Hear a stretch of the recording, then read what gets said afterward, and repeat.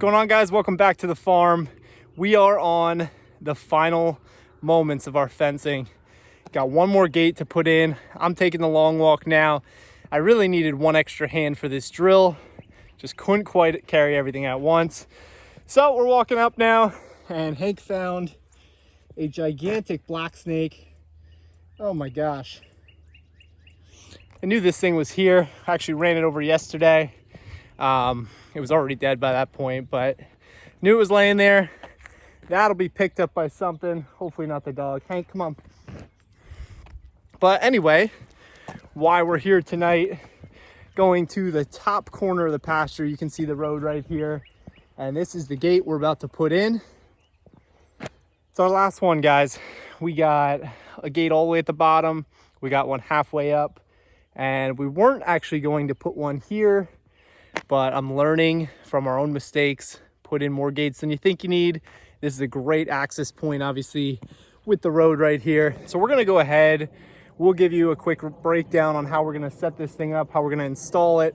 It's a very simple job, guys. Pretty easy stuff. Now, if you're looking at it, I don't know if you can see here, it's actually going to be a little bit wider than our opening. And that's okay. We're just gonna have to make a decision. Do we want to mount it on the front, or do we want to mount it on the back so it swings into the pasture?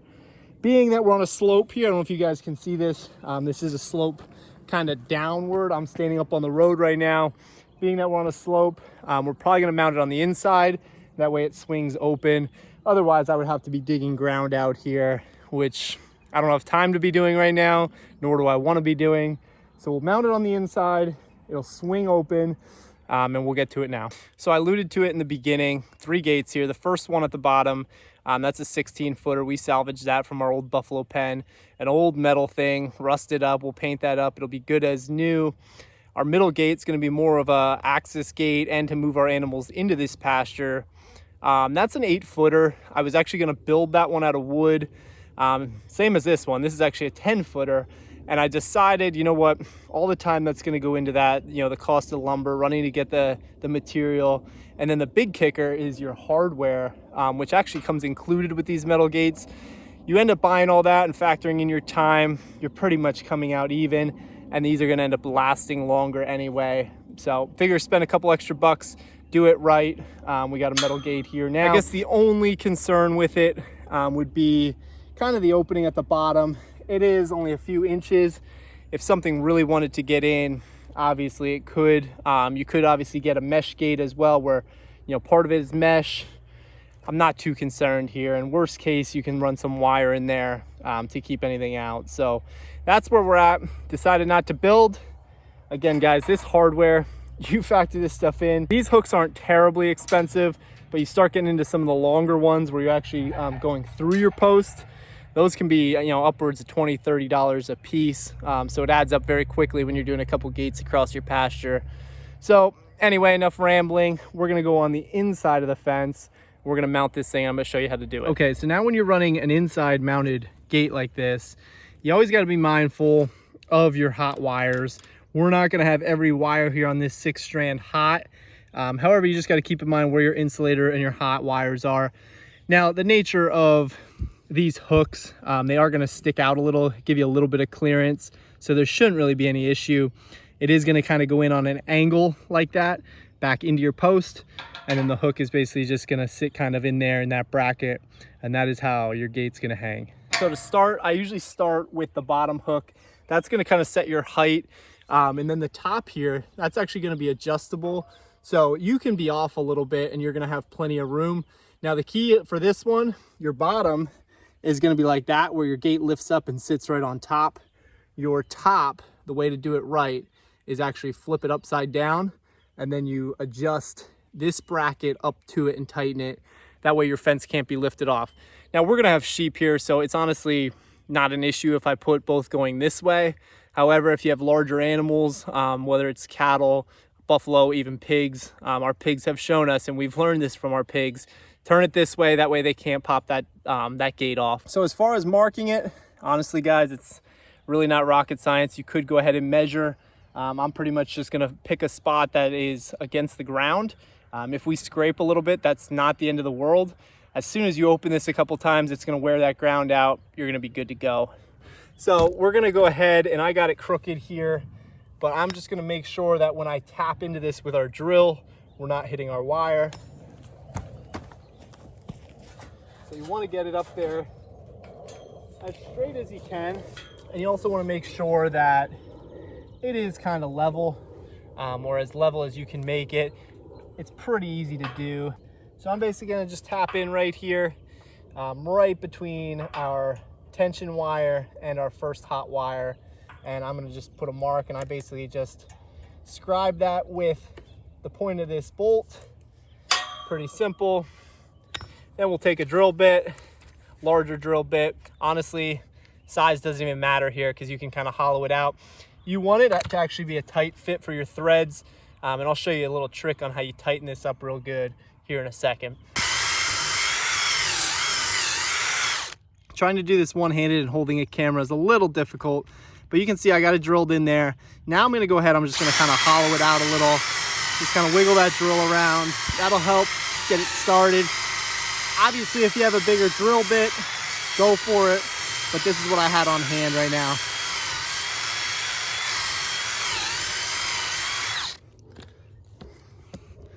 We can go ahead, just kind of press that in there, and that'll start going. Perfect. But typically I will just kind of turn it by hand to start. That gets it going. And then as soon as you start to struggle, this is where you have some tools in your pocket. Just pull out your wrench. You're gonna take the back side of your wrench, and you're basically just gonna use your wrench as leverage here. Doing one of these. Easy trick. Like I said, the hole's gonna be smaller than your bolt there. That's gonna help it stay nice and tight. And then by doing this, it'll really start threading.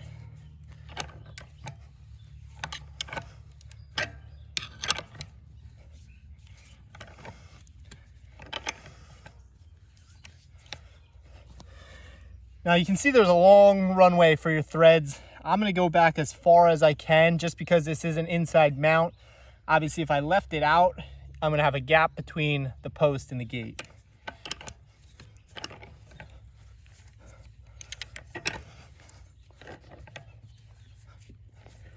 And even with the wrench, you definitely got some tension on it. So that's telling me that this is gonna be nice and strong. Shouldn't have any issues.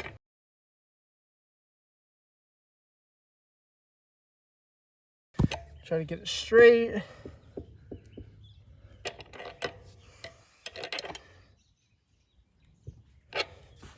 Looks good. All right, so you can see that's mounted. Only a small little gap there between. That's perfectly fine. Top one, I got all the room in the world to kind of put that wherever I want.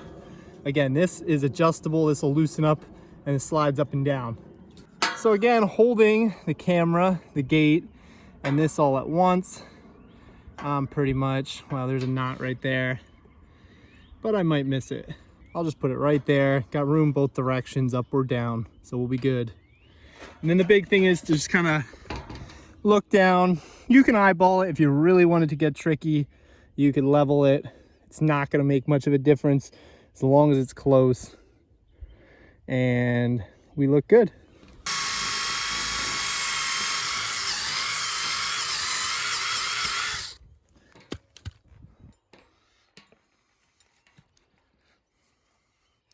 Start it by hand, like I talked about, and we are good to go, one-handed here. All right, let's get the wrench. It's a little easier on top when you're up high because you can just keep going round and round rather than having to switch it up because you're hitting the ground.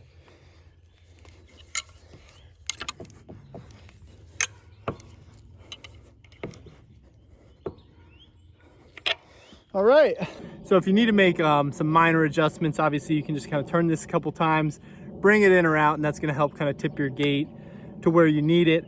I just kind of match these up pretty much to the very last thread here, and we'll go ahead, we'll hang it now, and we'll see what we got.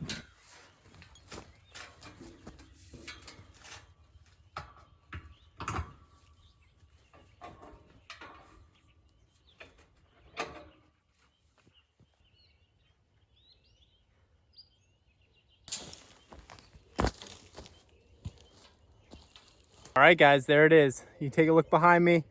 Definitely hung on there. From what I can see, at least, looks pretty level to me. We'll take a look from the other side here in a second. See if she shuts. Like I said, it is at a low point, so I have a feeling I'll have to kick a little bit of dirt out of here. So as I went to shut this, being that we are on a slope here and I mounted it on the inside, we're actually going to be a little lower. As we close the gate, we're going to go up to higher ground. It is going to dig a little, but you can actually see that fits nice and tight on the ground. It's like 2 inches until this post. That's where it starts to rub. Not a huge issue. You literally just have to either open it up if you don't want to do anything, open and shut it a couple times, or just kick a little dirt out. So by doing that, it's not going to do anything to your post. These are plenty deep into the ground. So by doing that, a couple kicks, look at that, right up to where we need to be. If anything, it's actually catching kind of right there. So we'll go ahead, kick that out a little bit. There we are. Close is perfect. Obviously, we got a little bit of a scar here, not the end of the world. I would rather it be too low than too high. That's just inviting predators. So here we are, final look. You can see, I mean, that looks pretty level without really doing anything to level it. It was a nice flat spot across, I would say, coming down the hill here. So left the price tag on. Guess I got to get that off. But if you guys were wondering, you know, it's definitely not a secret. You can find these gates anywhere. This one was from Tractor Supply. I'll put a link in the description for you if you're interested. $139 for a 10-foot gate. So not too bad there. Like I said, the cost of lumber, the hardware, and then my time and work just made sense to buy it here. We're wrapping up right before it's starting to get dark here. Beautiful night over the pasture. Take a look behind us. Soon to be a bunch of sheep down here. We're all fenced in now. We got all the gates. All we gotta do is get some electric in here, tighten up a couple wires, and we're gonna be good to go. So in the very near future, we're gonna be moving our sheep. As always, we'll be sure to update you on that. And I appreciate you guys tuning into this one. Very quick and brief overview on how to set up a gate. It's really, really easy. I did forget one thing. There's actually a chain they come with most as well. This is basically just to lock it up. You have this little groove right here. If I can do this one-handed, your chain will basically fit in like that. That way it can't pull either direction. You loop it around. Of course, stuck. Loop it around. Got a little carabiner on it. Hook that up. Well, you get the point. Can't get it with one hand, but that's how you shut the gate. Obviously, being that it's close to the road here, I'm probably gonna go ahead and put a lock on this one. The one by the house, I don't think I have to worry about it, but up here, put a lock on it. We're probably not gonna use it a whole heck of a lot anyway. It's gonna be if we need to get like a truck or something in here. So again, always good to have extra gates. We learned our lesson from the original sheep pasture and from the pigs. If you're on the fence, just go ahead and put it in. You know, a couple bucks, you'll be thanking yourself later, because man, when you have to start lugging stuff all the way around your pasture, that definitely becomes a burden. It's the last thing you want. We got plenty of work to do out here, so we don't need to make extra work for ourselves. But anyway, it's about 70 degrees still, sun's going down, and we're really starting to enjoy these longer nights. Definitely allows us to get out here, get some things done in the evening, which is much needed this time of year when you're pretty much in scramble mode. So quick project knocked out tonight. Again, we'll be with you soon on the rest of the pasture. Sheep will be over here soon. We're excited about it. We hope you guys are too. If you have any questions or comments, drop them below for us. We'll be sure to get back to you. We'll be sure to give you an answer. And again, guys, thanks for watching. Have a great rest of your night.